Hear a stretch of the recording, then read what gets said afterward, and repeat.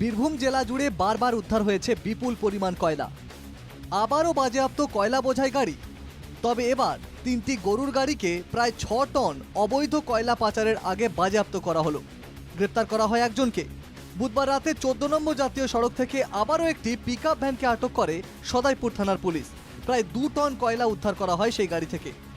তাহলে কি এখনও জেলায় অবৈধভাবে কয়লা কারবার চলছে?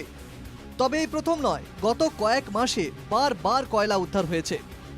চলতি বছরের 4 ফেব্রুয়ারি গোবিন্দপুর এলাকা থেকে 50 টন কয়লা উদ্ধার করে সিউড়ি থানার পুলিশ। চলতি বছরের জানুয়ারির 26 তারিখ 40 কুইন্টাল কয়লা উদ্ধার করে সদাইপুর থানার পুলিশ। গত বছর 7 ডিসেম্বর 25 কুইন্টাল কয়লা উদ্ধার করে নলহাটি থানার পুলিশ। গত বছরই 4 ডিসেম্বর পারুলিয়া জঙ্গল এলাকা থেকে 45 কুইন্টাল কয়লা উদ্ধার করে বীরভূমের সদাইপুর থানার পুলিশ। 2 ডিসেম্বর 2023 9 টন কয়লা উদ্ধার করে দুবরাজপুর থানার পুলিশ। 17 নভেম্বর 2023 দুবরাজপুর থানার পুলিশই 10 টন কয়লা উদ্ধার করে। এরপর 2 নভেম্বর 2023 54 টন কয়লা উদ্ধার করে সদাইপুর থানার পুলিশ। ওই বছরই 24 সেপ্টেম্বর 30 কুইন্টাল কয়লা উদ্ধার করে সদাইপুর থানার পুলিশ। এইভাবে বারবার বীরভূমে কয়লা উদ্ধারে প্রশ্নে জেলা প্রশাসনের ভূমিকা। সরব বিরোধীরা। সদাইপুর থানার পুলিশ কিছু কয়লার গাড়ি আটকে দিয়ে আইওয়াশ করার জন্যই এই ধরনের কাজ করে।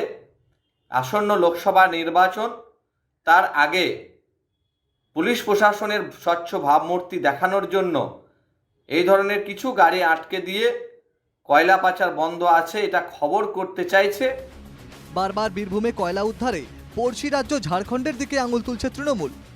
ঝাড়খণ্ড বর্ডার এবং ঝাড়খণ্ড থেকে বেশ কিছু কয়লা বেআইনিভাবে আসে এবং সাইকেলে করে বেশ কিছু মানুষ সেটা নিয়ে রুজি রোজগার চালায়। কিন্তু এর বিরুদ্ধে পুলিশ প্রতিনিয়তই নজর রাখে, প্রতিনিয়তই টহলদারি চলছে এবং যখন যেখানে পাচ্ছে সে তাদেরকে ধরা হচ্ছে, গ্রেপ্তার হচ্ছে, তাদেরকে কোর্টে ফরওয়ার্ড করা হচ্ছে, কেস হচ্ছে। গরু পাচার মামলায় ইডির জালে বীরভূমের তৃণমূল জেলা সভাপতি অনুব্রত মণ্ডল। সেই বীরভূম থেকেই বারবার কয়লা পাচার ইস্যুতেও সরব হয়েছে বিরোধীরা।